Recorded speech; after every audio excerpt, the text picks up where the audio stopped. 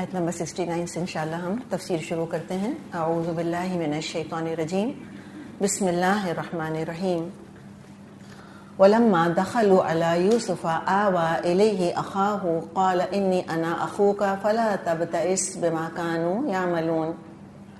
یہ لوگ یوسف علیہ السلام کے حضور پہنچے تو اس نے اپنے بھائی کو اپنے پاس الگ بلا لیا اور اسے بتایا کہ میں تیرا وہی بھائی ہوں جو یعنی کھویا گیا تھا. اب تو ان باتوں کا غم نہ کر جو یہ لوگ کرتے رہے. تو یوسف علیہ السلام کے پاس وہ گئے ملنے کے لیے. اچھا، اب اس پر بھی علماء بات کرتے ہیں مفسرین کہ منسٹر تھے یوسف علیہ السلام، ایک قافلے والوں کو انہوں نے اتنی امپورٹنس کیوں دی کہ اپنے پاس بلایا، بٹھایا اور بھائی کو اپنے پاس انہوں نے پھر ٹھکانہ دے دیا. تو یہ سارا پروسیس کیسے ہوا ہوگا واللہ عالم، ہمیں ان ڈیٹیل سے کوئی مطلب نہیں ہے. لیکن ان کا یہ کہنا ہے، وہ جو ڈیٹیلز آپ تفسیروں کے اندر پڑھیں گی، کہ ذرا سی بات چیت کرنی شروع کری تھی اور ان کو یعنی پریٹینڈ ایسے کیا تھا کہ میں یہ لوگ جہاں رہ رہے ہیں میں وہ حالات جاننا چاہ رہا ہوں ان ملکوں کے. اور پھر بھائیوں کو کمرے الاٹ کیے تو دو ایک کمرے کے اندر تھے. تو پھر آخر میں ایک ہی بھائی بچ گیا، بنیامین بچ گیا. تو کہا چلو اس کو میں اپنے پاس رکھ لیتا ہوں. تو اس نے اپنے پاس ٹھکانہ دیا اور پھر اپنی آئیڈینٹی ظاہر ہے بتائی ان کو کہ انا اخوک، میں تیرا بھائی ہوں. اب بنیامین کو تو شاید یاد بھی نہیں ہوں گی، بنیامین تو پتہ نہیں کتنے چھوٹے تھے جب یوسف علیہ السلام کے ساتھ وہ سارا معاملہ پیش آیا تھا. اور جو ہمیں اہل کتاب کی روایات سے بات پتہ چلتی ہے وہ یہ ہے کہ بنیامین ہی کی پیدائش پر یوسف علیہ السلام کی ماں کا انتقال ہوا تھا. بنیامین پیدا ہوئے اور ان کی ڈیتھ ہو گئی. تو چھوٹے سے ہی ہوں گے، لیکن بہرحال بنیامین نے ساری زندگی بھائی کا ذکر تو سنا ہوگا. اب ان سارے واقعات کو جو کنویں میں ڈالے گئے تھے یوسف علیہ السلام جب سے لے کے اب تک، تو کتنے سال اللہ جانے گزر گئے، سال گزر گئے. تو بنیامین کو بچے تو نہیں تھے ظاہر، وہ تو پھر جوان ہو چکے تھے، لیکن ذکر سنتے رہے ہوں گے کہ میرا کوئی بھائی تھا. اور ورژن کیا سنا تھا انہوں نے؟ بھیڑیا کھا گیا. ایک میرا بھائی تھا، اس کو بھیڑیا کھا گیا.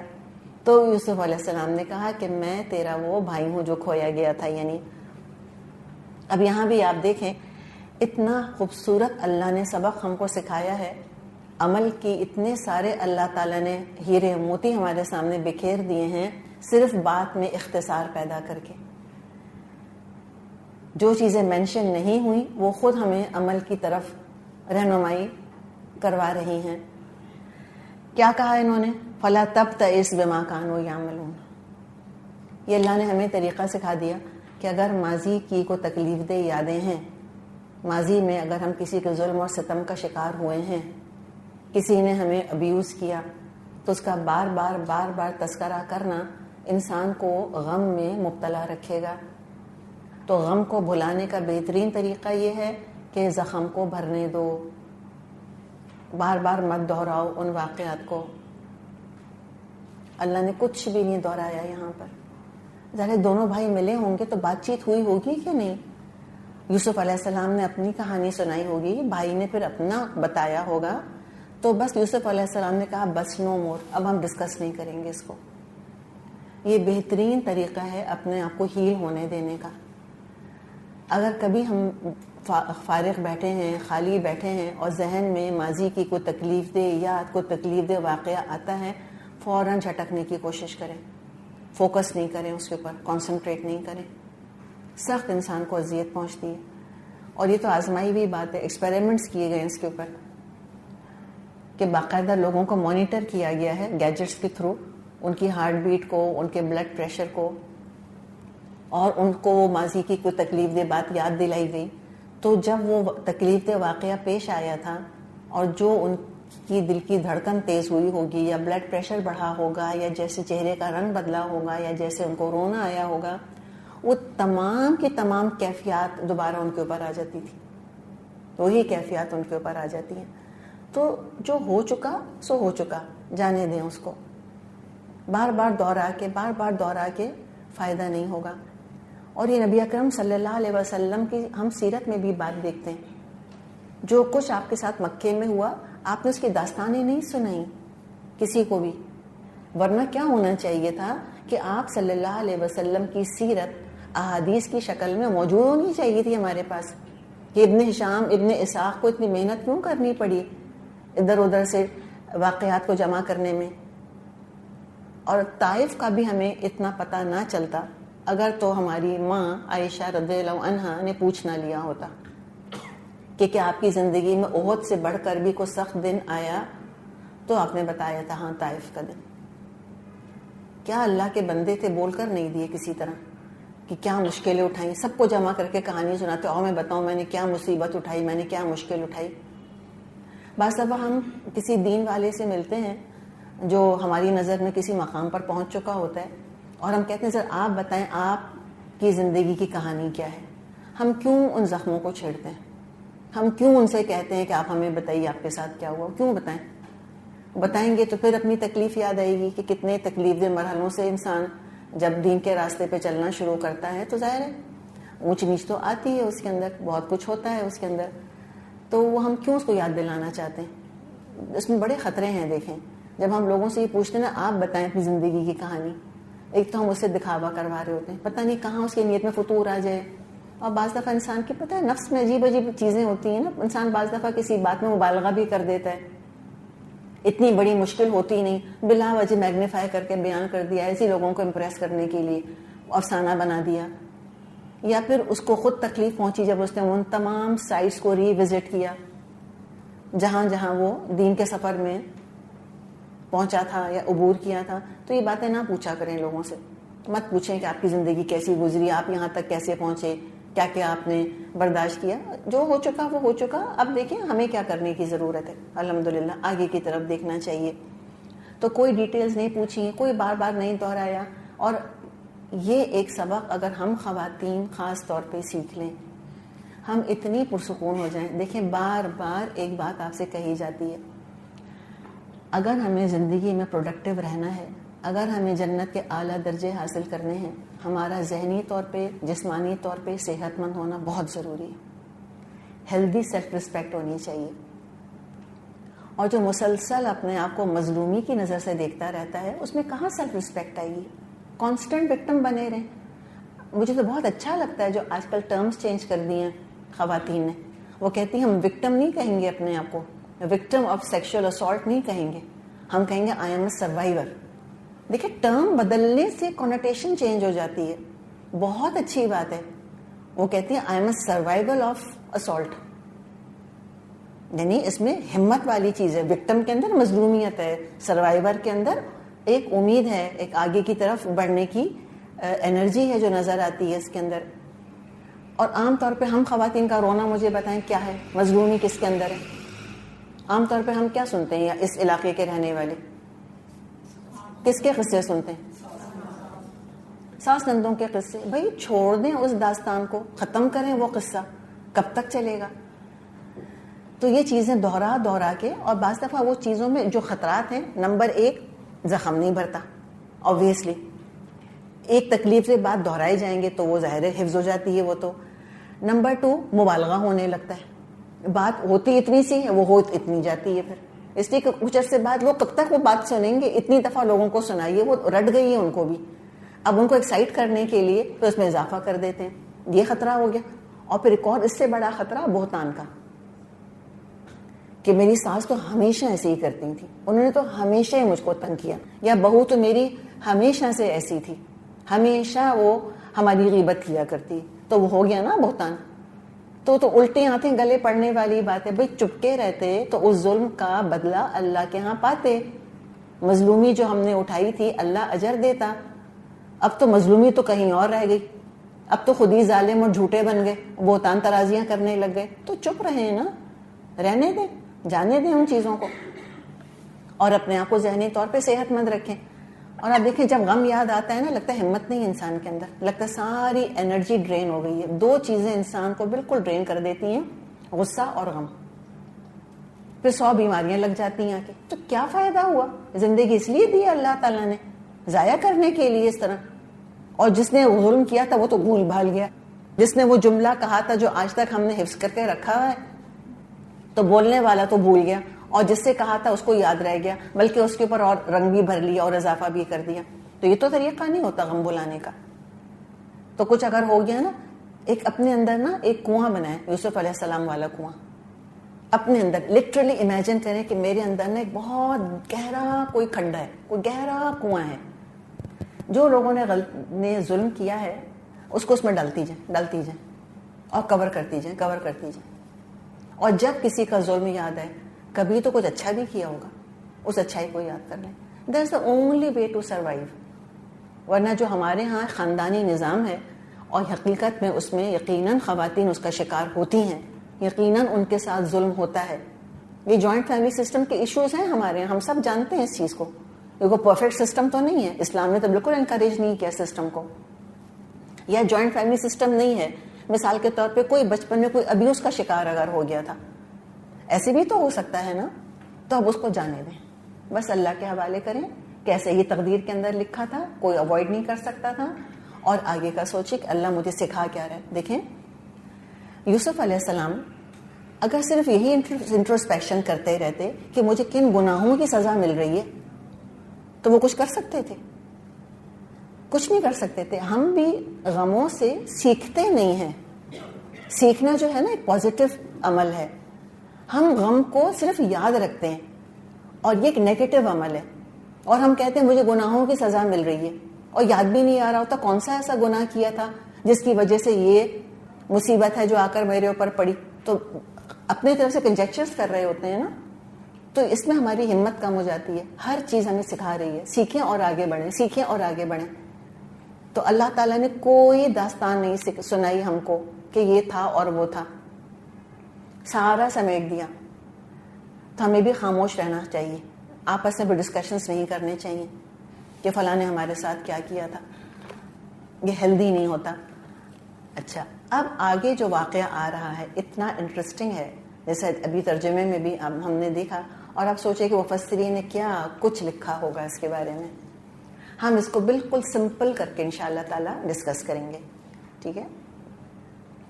اچھا, اس میں جیسے ترجمے میں دیکھا آپ نے, کسی پیالے کے کھونے کا ذکر ہے, اور اس پیالے کے کھونے کے نتیجے میں ہوا یہ کہ بنیامین کو یوسف علیہ السلام کے پاس رہنے کا موقع مل گیا. یہی ہے نا کرکس آف دا اسٹوری.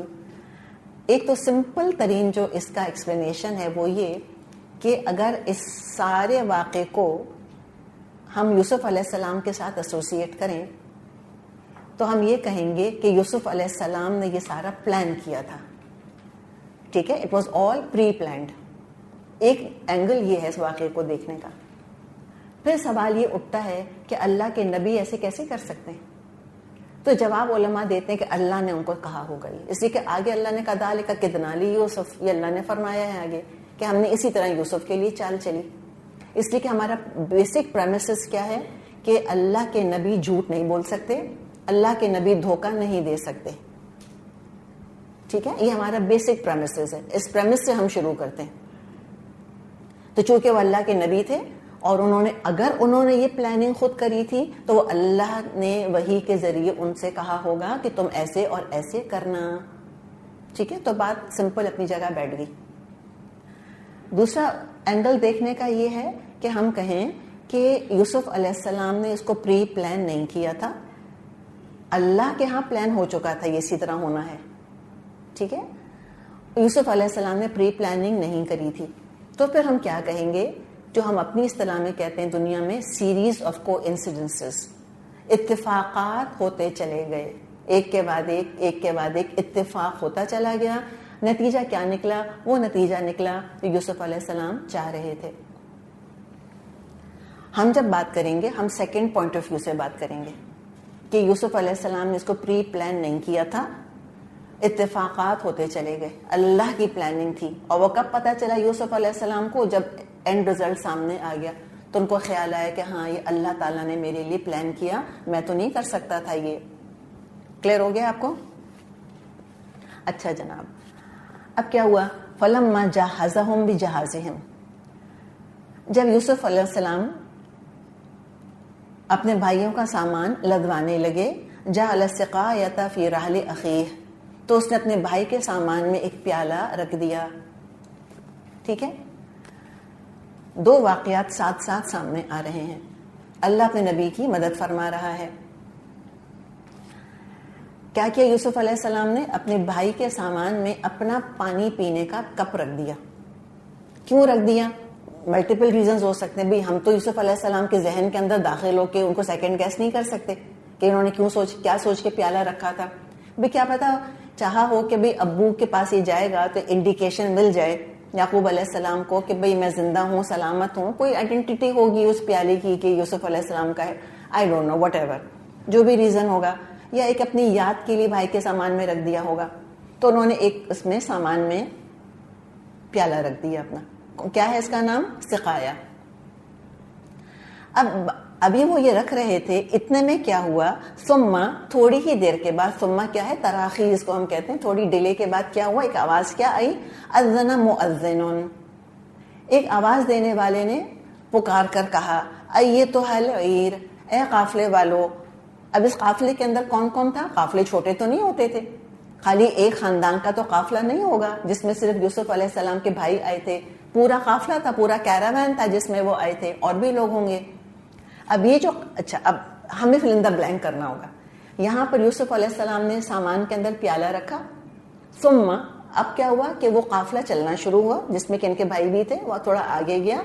اتنے میں پیچھے سے کسی پکارنے والے نے پکارا اور صدا دے کر کیا کہا کہ ایتھا العیر, اے قافلے والو. کون سا قافلہ؟ جو ابھی سارا غلہ لے کر گیا ہے, لاسٹ میں جو غلہ لے کر نکلا وہ یہی والا قافلہ تھا. اس کو روک کر کہا, انکم لسارقون, تم چور ہو. اب پورے کا پورا قافلہ رک گیا. قالوا, وہ بولے, واقبلوا علیہم, اور پلٹ کر ان کی طرف آئے, ماذا تفقدون, کیا کھو گیا تمہارے پاس سے. اب دیکھیے چوری کی بات نہیں کر رہے, کہہ رہے ہیں کہ کیا کھو گیا تمہارے پاس سے. تو اب جب اچھا, اب یہ تو قافلے کی بات ہو رہی ہے. اب یہ کس نے پوچھا اس میں سے, کس نے کہا کہ بھئی تمہاری کیا چیز کھو گئی؟ بڑی حیرت سے انہوں نے پوچھا کیا کھو گیا. تو اس پہ علماء یہ کہتے ہیں کہ سارے قافلے والے ظاہر ایک آواز میں تو نہیں بولے ہوں گے, کسی نے ریپرزینٹ کیا ہوگا ان کو, اور ہو سکتا ہے کہ ریپرزینٹ جو کیا ہو یہاں پر وہ یوسف علیہ السلام کے بھائی ہوں. دیکھیں بہرحال نبی زادے تو تھے نا, ان میں ایک سرداری کی شان تو ہوگی, کانفیڈنس تو تھا ان کے اندر. تو انہوں نے ایک طرح سے لیڈ کردار ادا کیا, اور انہوں نے تمام قافلے کی طرف سے ریپرزینٹیٹیو بن کر کہا کہ اچھا کیا چیز کھو گئی ہے تمہاری. قالو, کہا, کس نے کہا؟ دیکھیں قالو جمع آ رہا ہے یہاں پہ. یہ قالو کون ہے؟ قالا تو نہیں لکھا, تو یوسف علیہ السلام تو نہیں بول رہی ہے. یعنی کہ جو گارڈز تھے, سیکیورٹی گارڈز, اب جو سیکیورٹی گارڈز تھے انہوں نے کیا کہا, نفقدو, ہم یعنی کھو گیا ہے, نہیں ہے ہمارے پاس کیا, سوا الملک, بادشاہ کا پیمانہ. اوپر کیا تھا؟ سقایا, یہاں کیا ہے؟ سوا. دو الگ الگ لفظ آ رہے ہیں نا, ورنہ سقایا آنا چاہیے, سقایت الملک آنا چاہیے تھا. اور یوسف علیہ السلام تو بادشاہ تھے ہی نہیں, بادشاہ تو نہیں تھے, منسٹر تھے, عزیز مصر کی پوسٹ تک پہنچ چکے ہوں گے, لیکن ملک تو کوئی بھی نہیں کہتا تھا ان کو. تو اب یہ دو سائملٹینیس واقعات ہیں جو کہ ساتھ ساتھ چل رہے ہیں. اپنا پیالہ یہاں رکھا, قافلہ نکلا, وہاں پہ کیا ہوا کہ بادشاہ کا پیمانہ غائب ہو گیا. اب ظاہر ہے بادشاہ کا پیمانہ تھا تو کوئی معمولی تو نہیں ہوگا, ہیرے جواہرات اور سونے اور چاندی, وہ تو بڑے فینسی ہوا کرتے تھے. اب بھی میوزیم کے اندر رکھے, ہم جا کے دیکھ بھی سکتے ہیں. اچھا, پھر کچھ اور علماء اس پر یہ بھی کہتے ہیں کہ دیکھیں ہم جب کپ کہتے ہیں نا, تو کپ کس کس چیز کو کہتے ہیں؟ ٹرافیز کو بھی تو کپ کہتے ہیں نا, اور بعض دفعہ ان کو ڈیکوریٹ کیا جاتا ہے. تو وہ یہ کہتے ہیں کہ جو سوا الملک ہے یہ لٹرلی بادشاہ کا پینے کا, پانی پینے کا پیالہ نہیں تھا, بیسکلی ایک سمبولک پیالہ, بڑا ہی قیمتی, انہوں نے کہیں سجا کے رکھا ہوا تھا. اور یہ کس چیز کا سمبل تھا یہ پیالہ؟ کہ مصر کے پاس اتنا غلہ, اتنا اناج ہے کہ اس سے ناپ ناپ کے لوگوں کو غلہ بانٹا جا رہا ہے. تو ایک پرائڈ آف پلیس جیسے کوئی چیز لیتی ہے نا, ٹرافی کی طرح اس کو ایک کپ کی طرح سجایا ہوا تھا. اب قافلے آ رہے ہیں, جا رہے ہیں, کسی کے ہاتھ لگ گیا, کوئی اٹھا کر لے گیا, آنکھ بچی. اب ظاہر وہ بڑی پرومیننٹ جگہ پر تھا وہ جو پیالہ رکھا تھا, جو ایک سمبولک پیالہ تھا. اب ایک دم آ کر دیکھا تو وہ نہیں ہے وہاں پر, کسی کی آنکھ بچی ہوگی, کوئی چرا کر لے گیا ہوگا اس کو. تو ڈھونڈ مچ گئی کہ وہ کہاں چلا گیا. ظاہر مصر کا سمبل تھا, وہ مصر کی جنراسٹی کا, پراسپیرٹی کا سمبل بنا ہوا تھا, تو اس کی ڈھونڈ پڑ گئی. تو یہ دو اوپینینز ہیں کہ یا تو یہ کہ یہ بادشاہ کا اپنا پرائیویٹ تھا یا یہ ایک سمبولک پیالہ تھا جو کسی پرومیننٹ نمایاں جگہ رہتا تھا, وہاں سے وہ غائب ہو گیا. تو کہا نفقد صواع الملک, ہم کو بادشاہ کا پیمانہ نہیں مل رہا. وَلِمَنْ جَاءَ بِهِ, اور جو بھی اس کو لے کر آئے گا. اچھا سقایا کیا ہے, مذکر کے مؤنث؟ مؤنث ہے. اور صواع کیا ہے, مذکر, اس لیے کہ بہی آ رہا ہے. جو اس کو لے کر آئے گا, بہی, جو اس کو لے کر آئے گا. حمل بعیر, اس کے لیے ایک اونٹ بھر انعام ہے. وَأَنَا بِهِ زعیم, اور میں اس کی ذمہ داری لیتا ہوں, میں پکی گارنٹی لے رہا ہوں. یعنی کہ جو بھی میجرنگ کپ لے کر آئے گا اس کو اونٹ بھر غلہ دوں گا, اور ظاہر ہے کہ اونٹ بھر غلہ دوں گا مطلب اونٹ بھی ساتھ دوں گا, پکی گارنٹی ہے, ضمانت میری ہے. تو اس قافلے کے اندر جیسے ہم نے بات کی کہ یوسف علیہ السلام کے بھائی بھی تھے. قالو, انہوں نے کہا تاللہ, قسم اللہ کی. اجی تاللہ جو آتا ہے یہ ایکسائٹمنٹ یا جوش کے وقت آتا ہے, ورنہ تو عام طور پہ واللہ آتا ہے نا, قسم اللہ کی. تو یہاں پر یعنی کہ وہ جس کو ہم کہتے ہیں نا کہ بہت جذبے کے ساتھ انہوں نے کہا کہ تاللہ, قسم اللہ کی. لقد علمتم, تم اچھی طرح جانتے ہو. ما جئنا لنفسد فی الارض, ہم اس لیے نہیں آئے کہ ہم زمین میں فساد مچائیں. وما کننا سارقین, اور نہ یہ کہ ہم چور ہیں. اچھا اب پھر آپ کو فل ان دا بلینک کرنا ہوگا. اب یہ سارا شور ہنگامہ کہاں ہو رہا ہے؟ ابھی یہ قافلہ نکلا تھا, ابھی یوسف علیہ السلام نے اس سامان کے اندر اپنا پانی پینے کا پیالہ رکھا تھا, قافلہ دور گیا تھا, واپس آ گیا تھا. آس پاس ہوں گے نا یوسف علیہ السلام. ابھی جب یہ سارا کموشن ہوا وہ بھی نکل کر آ گئے ہوں گے, اور صورتحال انہوں نے دیکھی, انہوں نے 2+2 کر لیا کہ اچھا سچویشن یہ ہے. وہ بھی بالکل خاموش رہے, کچھ بھی نہیں کہا, کوئی بات انہوں نے آگے نہیں کی, چپ چاپ دیکھ رہے ہیں کہ ہو کیا رہا ہے. تو اب جو گارڈز تھے, سیکیورٹی گارڈز, انہوں نے ان سے ہی پوچھا کون بن رہے ہیں نمائندے. ہم ازیوم کر رہے ہیں کہ جو نمائندگی کر رہے ہیں قافلے کی وہ یوسف علیہ السلام کے بھائی ہیں, اور اٹ از کوائٹ ایکسیپٹیبل. بعض لوگوں کے اندر لیڈرشپ ہوتی ہے نا, جب بھی کوئی مسئلہ ہوتا ہے کہتے ہیں بھی تم بولو, آگے کر دیتے ہیں کسی کو, تو ان کو آگے کر دیا ہوگا کہ تم بات کرو. تو گارڈ سے پوچھا کہ اچھا یہ بتاؤ تم کہ فما قالوا فما جزاؤہ ان کنتم کاذبین, اچھا اگر تمہاری بات جھوٹی نکلی تو چور کی سزا کیا ہے. یہ کس نے پوچھا؟ گارڈز نے پوچھا. کس سے پوچھا؟ قافلے میں اتنے سارے لوگ تھے, پتہ نہیں کہاں کہاں سے آئے تھے. پوچھا بھی تو کس سے؟ یوسف علیہ السلام کے بھائیوں سے. تب انہوں نے کیا کہا؟ قالو, ابھی دوسرا قالو کون ہے بولنے والے؟ یوسف علیہ السلام کے بھائی. قالو جزاؤہ ما وجد فی رحلہ فہو جزاؤہ کذالک نجزی الظالمین. انہوں نے کہا اس کی سزا جس کے سامان میں سے چیز نکلے وہ آپ ہی اپنی سزا میں رکھ لیا جائے, ہمارے ہاں تو ظالموں کو سزا دینے کا یہی طریقہ ہے. تو انہوں نے خود یہ سزا بیان کر دی کہ ہمارے ہاں جو کنعان کے اندر لا ہے اس میں یہ ہوتا ہے کہ اگر کسی نے کوئی چیز چوری کی ہے تو جس کا سامان چرایا وہ اس کا غلام بن جاتا ہے. سمجھ آئی آپ کو؟ اچھا جی, اب کیا ہوا؟ اب یوسف علیہ السلام آگے آتے ہیں خاموشی کے ساتھ, کہتے ہیں اچھا چوری کا معاملہ ہے. فبدأ, تو انہوں نے شروع کیا بأوعیتہم, ان کے تھیلوں سے. کن کے تھیلوں سے؟ بھائیوں کے تھیلوں سے. obviously سب سے پہلے جا کے بنیامین کے تھیلے میں تو ہاتھ نہیں ڈال سکتے تھے. لوگ کہتے ہیں آپ کو کیسے پتا چلا اس کے سامان میں کیا رکھا ہے؟ تو انہوں نے اس کو پلے کیا 1 2 3 4 5 6 7 8 9 10. پہلے سارے بھائیوں کے تھیلے دیکھے, کچھ بھی نہیں نکلا. پھر کیا ہوا؟ فبدأ بأوعیتہم قبل وعاء اخی, پھر یوسف علیہ السلام نے اپنے بھائی سے پہلے ان کے تھیلیوں کی تلاشی لینی شروع کری. ثم استخرجها من وعاء اخیہ, پھر اس کو اپنے بھائی کے سامان سے, بھائی کے تھیلے سے نکال لیا. اچھا یہاں ضمیر کس کی آئی ہے؟ ہاں آئی ہے. کس کی طرف جا رہی ہے؟ سقایا کی طرف. اور سوا کے لیے کیا ضمیر آئی تھی؟ مذکر کی. کہ اچھا وہ تو چلو پیالہ سو ملے گا, یہ میرا پیالہ, یہ تو میرا پیالہ ہے, یہ اس سامان میں کہاں سے آیا؟ کہہ کچھ نہیں رہے, صرف خاموشی سے انہوں نے اپنا پیالہ نکال لیا. اچھا وہ بھی اتنے پرومیننٹ پوزیشن کے اوپر تھے کہ گارڈس کو پتا تھا کہ یوسف علیہ السلام کا پانی پینے کا پیالہ ہے یہ. اب اللہ تعالیٰ کیا فرما رہا ہے؟ کذالک کدنا لیوسف، اس طرح ہم نے یوسف کے لیے تدبیر کری، ہم نے یوسف کے لیے چال چلی. یہ اللہ کی پلاننگ تھی ساری کی ساری.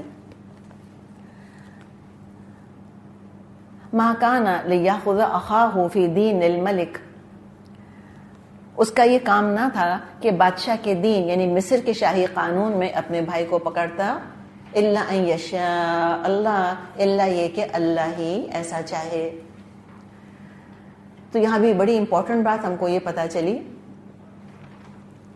کہ مصر میں اسلامی شریعت تو نافذ نہیں تھی، ٹھیک ہے، سیکولر قانون تھا جو بھی مشرکانہ قانون تھا. لیکن پتہ یہ چلا ہمیں کہ جس ملک میں انسان رہتا ہے، اگر نان مسلم کنٹریز میں بھی وہ رہ رہا ہے تو اس کے قانون کی اطاعت اس کو کرنی ہوگی.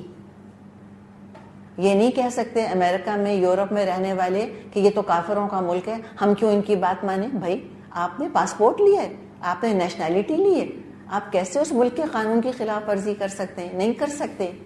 الا یہ کہ کھلم کھلا اللہ کی نافرمانی کا حکم حکومت دے رہی ہو. وہ تو پہلی کانسٹیٹیوشن کے اندر پتا ہوگا نا پہ اوتھ کیوں لیا تھا نیشنلٹی کا، نہ رہے وہاں پر جا کر. یہ عجیب بات ہے، جاتے بھی ہیں، رہتے بھی ہیں وہاں، پراسپر بھی کرتے ہیں اور ان کی جڑیں بھی کھودتے رہتے ہیں بیٹھے ہوئے. یہ تو مسلمان کا طریقہ نہیں ہوتا. بھی آپ کو ان کے نظریات سے، ان کی پالیسی سے اختلاف ہے تو آپ مت جا کے رہیں وہاں پر، آپ رہیں اپنے مسلمان ملک کے اندر. کیا ضرورت ہے آپ کو امریکہ جانے کی؟ اور گئے ہیں اگر تو آپ کو وہاں کا قانون ماننا ہوگا. اسلام ہم کو اس طرح کی دو رخی شخصیت نہیں سکھاتا کہ تم جہاں رہ رہے ہو، جس پیالے میں کھاتے ہو، اسی پیالے کے اندر تم سوراخ کرنا شروع کر دو، وہیں پر جا کے تم خودکش حملے کرنے شروع کر دو. یہ اسلام کا طریقہ، اسلام کا مزاج نہیں ہے. اور یہ خود دیکھیں نبی اللہ کی سنت یہی ہے کہ وہ یہ جو دین الملک آیا ہے نا، یہ دین ریلیجن کے معنوں میں نہیں آیا، یہ قانون کے معنوں میں آیا ہے. اس سے دین کے مطلب پر ہمیں اور روشنی ڈالنے کا موقع مل رہا ہے کہ دین جو ہے قانون کو کہتے ہیں، لا کو کہتے ہیں، شریعت کو کہتے ہیں. ہم دین اسلام پر ہیں، یعنی اسلام کی شریعت پر ہیں. صرف کلمہ پڑھ لینا کافی نہیں ہے، دین ہے، دین ہمارا. تو جو ملک کا، جو بادشاہ کا قانون تھا، اس کے حساب سے تو وہ ظاہر ہے بنیامین کو رکھ ہی نہیں سکتے. تو آبویسلی ہم کسی ملک جاتے ہیں، اگر ہمارے پاس پاسپورٹ نہیں ہے وہاں کا تو ہم وہاں تھوڑی انڈیفینیٹلی رہ سکتے ہیں. کچھ عرصے کے لیے ویزا لے کر جائیں گے، اس کے بعد واپس آ جائیں گے. تو وہاں بھی قانون نہیں تھا، فارنرز آ کے مصر میں نہیں رہ سکتے تھے. اور یوسف علیہ السلام جیسا پاورفل پوزیشن میں ہونے والا انسان بھی نہیں کر سکتا تھا یہ کام. تو کیا کرتے پھر؟ مجبور تھے، لیکن قانون مان رہے تھے. دیکھیں اس کو کہتے ہیں تقویٰ. یہ تقویٰ ہے. ملک کا قانون نہیں توڑا انہوں نے، اور اللہ نے کو صورتحال ایسی پیدا کر دی. یوسف کو تو نہیں پتا تھا کہ بادشاہ کا ناپ کھو جائے گا اور گارڈز میرے بھائیوں سے چوری کی سزا پہلے ہی پوچھ لیں گے اور بھائی جواب یہ دیں گے کہ ہمارے ہاں تو چوری کی سزا ایسی ہوتی ہے. لیکن اللہ کو سب پتا تھا. تو بات یہ ہے کہ وہ تو اس بادشاہ کے قانون کے حساب سے اپنے بھائی کو نہیں روک سکتے تھے. الا ان یشاء اللہ، مگر یہ کہ اللہ ہی کچھ چاہے. تو انسان تقوی اختیار کرے، اوفوا بالعقود پر عمل کرتا رہے، اللہ راستہ نکالے گا. سورہ طلاق میں آتا ہے نا، وَمَن يَتَّقِ اللَّهَ يَجْعَل لَّهُ مَخْرَجًا. جو اللہ کا تقوی اختیار کرے گا، اللہ تعالیٰ اس کے لیے نکلنے کا راستہ بنا دے گا. نرفع درجات من نشاء، ہم جس کے درجے چاہتے ہیں بلند کر دیتے ہیں. وفوق ذی کل علم علیم، اور ایک علم رکھنے والا ایسا ہے جو ہر صاحب علم سے بالا تر ہے. لیکن ذو علم کے مقابلے میں علیم کے اندر زیادہ وسعت ہے. ذو علم، علم والا، لیکن علیم کے اندر وسعت ہے. تو کون ہے یہ علیم؟ علماء کہتے ہیں اللہ. اور ذو علم کون ہے؟ کوئی بھی علم والا. مثال کے طور پہ یوسف علیہ السلام، کتنا بھی علم تھا یوسف علیہ السلام کے پاس. obviously اللہ کا تو فریکشن بھی نہیں تھا جتنا علم اللہ کے پاس ہے. اور دوسرے اس کو جنیرک رول بھی لیا جاتا ہے کہ ہر عالم کے اوپر ایک اور عالم ہوتا ہے. ہر عالم سے بڑا کوئی عالم ہے. عاجزی سکھائی جا رہی ہے. کسی کے پاس عقل کل نہیں ہے. کسی نبی نے بھی دعویٰ نہیں کیا کہ میں ہر فیلڈ کا ماسٹر ہوں، میں ہر فیلڈ کا ایکسپرٹ ہوں. تو اللہ تعالیٰ نے یہ فیصلہ کر دیا، اور اللہ تعالیٰ نے پھر اس طرح یوسف علیہ السلام کا کام بنا دیا. وہ تو معاملہ ہوا ٹھیک ہے اپنی طرف. اب ان بھائیوں کا ایٹیٹیوڈ دیکھیں. جب یہ ان کو پتا چلا کہ بن یامین کو اس طرح سے چور کہا جا رہا ہے تو ذرا بھی ڈیفینڈ نہیں کر رہے اپنے بھائی کو کہ ہمارا بھائی چور نہیں ہو سکتا, ہمیں لگ رہا ہے اس کو فریم کیا گیا ہے. کچھ بھی نہیں. قالوا بولے ان یسرق فقد سرق اخ له من قبل. بھائیوں نے کہا یہ چوری کرے تو کچھ تعجب کی بات نہیں, اس سے پہلے اس کا بھائی یوسف بھی چوری کر چکا ہے. اور یوسف علیہ السلام سن رہے ہیں کھڑے ہوئے. اچھا یہ کیوں کہا انہوں نے؟ اس میں بھی ہمیں ایک واقعہ ملتا ہے. واقعہ یہ ہے کہ یوسف اور بن یامین کے جو نانا تھے, میٹرنل گرینڈ فادر, یعنی ان کے امی کے ابو, ٹھیک ہے, وہ بت پرست تھے. ہو سکتا ہے بت پرست بت پرستی تو کامن تھی دنیا میں اس وقت. تو ظاہر ہے ان کی ماں یہ تو یعقوب علیہ السلام کے نکاح میں آ گئی تھیں, یہ تو مسلمان تھیں. اپنے ابو کا شرک ان کی ماں کو بہت پریشان کرتا تھا, یوسف کی اور بنیامین کی ماں کو. وہ اپسیٹ ہوا کرتی تھیں اپنے باپ کی بت پرستی پر. تو انہوں نے ایک دن یوسف علیہ السلام سے کہا کہ چپکے سے جا کر تم اپنے نانا کا بت لے آؤ. کیوں؟ تاکہ وہ پوجا نہ کر سکیں. شاید کوئی تھاٹ پروسیس ان کا شروع ہو کہ بھئی جب میرا یہ اپنا دفاع نہیں کر سکتا بت, تو میرا کیا دفاع کرے گا. وہ ابراہیم علیہ السلام والا طریقہ جنہوں نے بتوں کو توڑ دیا تھا ان کی بے بسی دکھانے کے لیے. تو یہ کہا کہ چپکے سے جا کر اس کو لے آؤ تاکہ میرے ابو کو پتا چلے کہ بت کچھ نہیں کر سکتے, اپنا دفاع نہیں کر سکتے, تو میرا کیا دفاع کریں گے. تو یوسف علیہ السلام بھی آخر کس کے پڑ پوتے تھے؟ ابراہیم علیہ السلام کے تھے. وہ جا کر وہ بت لے آئے. تب اللہ جانے نانا جان کو بات سمجھ آئی نہیں سمجھ آئی, بت پرستی چھوڑی نہیں چھوڑی, لیکن بھائیوں نے چور اور چور کا بیٹا کہنا شروع کر دیا تھا یوسف علیہ السلام کو کہ تم چور ہو اور تم چور ماں کے بیٹے ہو. سوتیلی ماں تھی نا, سوتیلی ماں تو ویسی اچھی نہیں لگتی. تو ہو سکتا ہے اس واقعہ کا یہاں پر ریفرنس ہو. فَأَسَرَّهَا يُوسُفُ فِي نَفْسِهِ. یوسف نے ان کی یہ بات سن کر پی لی, یعنی یوسف ان کی یہ بات سن کر اپنے جی ہی جی میں اس کو چھپا گئے. یعنی ہم کہتے ہیں نا خون کا گھونٹ پی کے رہ گئے. لٹرل ترجمہ, اگر ہم لٹرل تو نہیں, با محاورہ ترجمہ یہ ہوگا. یوسف علیہ السلام اتنا بڑا الزام سن کر خون کا گھونٹ پی کے رہ گئے. وَلَمْ يُبْدِهَا لَهُمْ. حقیقت ان پر نہیں کھولی. اس لیے کہ ابھی بہرحال اس تلخ بات کو پینا ضروری تھا, جذباتی پن کا مظاہرہ نہیں کرنا چاہ رہے تھے. قال, دلی دل میں کہا, انتم شر مکانا, تم بہت برے لوگ ہو. واللہ اعلم بما تصفون. اللہ خوب اچھی طرح جانتا ہے کہ جو باتیں تم بنا رہے ہو. تو برے تو ہیں نو ڈاؤٹ. اس وقت کیا چاہیے تھا ان کو؟ یہ جم کر بھائی کو ڈیفینڈ کرتے. خون کے رشتوں کا تقاضا ہوتا ہے اور یہ ہونا چاہیے. ہمارے بہن بھائی پر کوئی الزام لگے تو ہم کوئی انڈیفرنٹ ہو کے لا تعلق ہو کے کھڑے تو نہیں ہو جائیں گے ایک طرف. ہمیں چاہیے بھرپور دفاع کریں. ہمیں جب پتا ہو کہ بھئی اس الزام کے اندر ہمیں حقیقت نہیں لگ رہی, اور بہن بھائیوں سے زیادہ کون جانتا ہے پھر ایک دوسرے کو, تو خون کے رشتوں کا حق ہے ایک دوسرے کی عزت کی حفاظت کرنا. کوئی ڈیفینڈ نہیں کیا, ان کو ان کے حال پر چھوڑ دیا, کہا ہاں یہ بھی چور ہے اور اس کا بھائی بھی چور تھا. اچھا اب یہ بھائیوں کی یہ خرابی اپنی جگہ, لیکن وہی والی بات پھر ہم دیکھ رہے ہیں کہ سراپا برائی ہے بھی نہیں, بھلائی ہے, والد سے محبت بھی ہے. پریشان ہو رہے ہیں کہ اب کیسے لوٹ کر جائیں گے ابو کے پاس, اب کیسے کہیں گے کہ بنیامین جو ہے وہ نہیں آیا ہمارے ساتھ. اب پریشان ہو گئے. قالو, اب گڑگڑا رہے ہیں, خوش آمدید کر رہے ہیں یوسف علیہ السلام کی. بولے یا ایھا العزیز, اے سردار اقتدار والے. تب پتہ چلا کہ یہ ایک یونیک پوزیشن پر ہیں. بعض لوگ کہتے ہیں عزیز مصر کی پوزیشن پر آ گئے تھے, لیکن یہ ہم کیوں فرض کریں؟ ہم نے بات کی تھی کہ عزیز کا مطلب کیا ہوتا ہے؟ یونیک, ایسا مقام جہاں تک کوئی اور نہ پہنچ سکے. اور وہ تو ہم جانتے ہیں کہ مکین اور امین تو کیا ہی دیا تھا بادشاہ نے ان کو. تو کہا کہ اے عزیز, اے اقتدار والے, بیسکلی ان لہو ابن شیخا, اس کا ایک باپ ہے. لہو کہہ رہے ہیں اس کا باپ ہے. ان لہو ابن شیخن کبیرا, اس کا ایک باپ ہے بہت ہی بوڑھا ہے. فخذ احدنا مکانا, ایسا کریں آپ ہم میں سے کسی ایک کو روک لیں اس کی جگہ. ان نراک من المحسنین, ہم دیکھ رہے ہیں کہ آپ بڑے محسن ہیں, آپ بہت ہی حسن سلوک سے کام لیتے ہیں.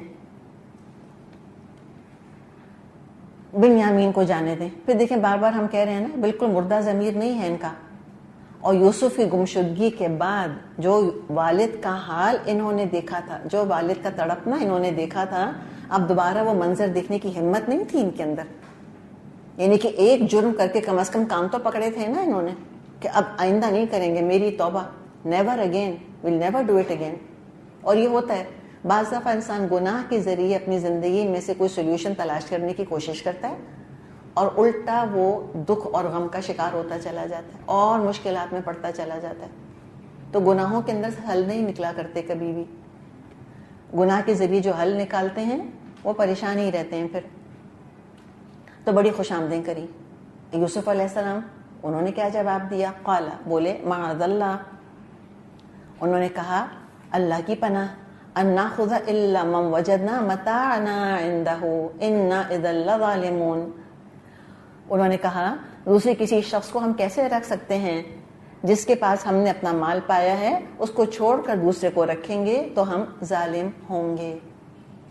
اس کو دیکھیں, اس کو کہتے ہیں توریا. توریا کیا؟ جھوٹ نہیں بولا, بالکل سچی بات کہی, لیکن سننے والے کو مس انڈرسٹینڈنگ ہو گئی. اس طرح کا انداز اختیار کیا, انتہائی باریکی سے, حکمت سے الفاظ کا انتخاب کیا. کہا کہ جس کے پاس سے ہمارا سامان نکلا ہے, یہ نہیں کہا کہ جس نے ہمارا سامان چوری کیا. سقایا چوری تو نہیں ہوا تھا. کہا کہ جس کے, اب مجھے نہیں پتا سوا کا کیا معاملہ, وہ اللہ جانے ملا نہیں ملا, کیا ہوا, کیا پتا کوئی واقعی چرا کر لے گیا ہو یا مس پلیس ہو گیا ہو, پھر کہیں سے مل گیا ہو. بہرحال اس وقت تو یوسف علیہ السلام کا کام بن گیا. انہوں نے کہا کہ جس کے پاس سے یہ ہمارا سامان نکلا ہے ہم تو اس کو ہی رکھیں گے. اور معاذ اللہ کہا, قسم کھا کر جواب دیا تاکہ بھائی بالکل نا امید ہو جائیں کہ یوسف اس بات پر کسی قسم کا کمپرومائز کرنے والے ہیں. اور اس طرح یوسف علیہ السلام بنیامین کو اپنے پاس رکھنے میں کامیاب ہو گئے. تو یہ بڑا انٹرسٹنگ واقعہ ہے. لوگ بڑا اس کے بارے میں پوچھتے ہیں کہ وہ ایک نبی ہو کر جھوٹ کیسے بول رہے تھے, نبی ہو کر دھوکہ کیسے دے رہے تھے. تو اب ہم نے کوشش کی اس کو سمپل طرح سے سالو کر لیں, اور آئی ہوپ کہ آپ کو سمجھ آ گیا ہو کہ اس کا بڑا سمپل سا ایکسپلینیشن ہے, کوئی لمبی چوڑی بات کرنے کی ضرورت ہی نہیں ہے. ٹھیک ہے.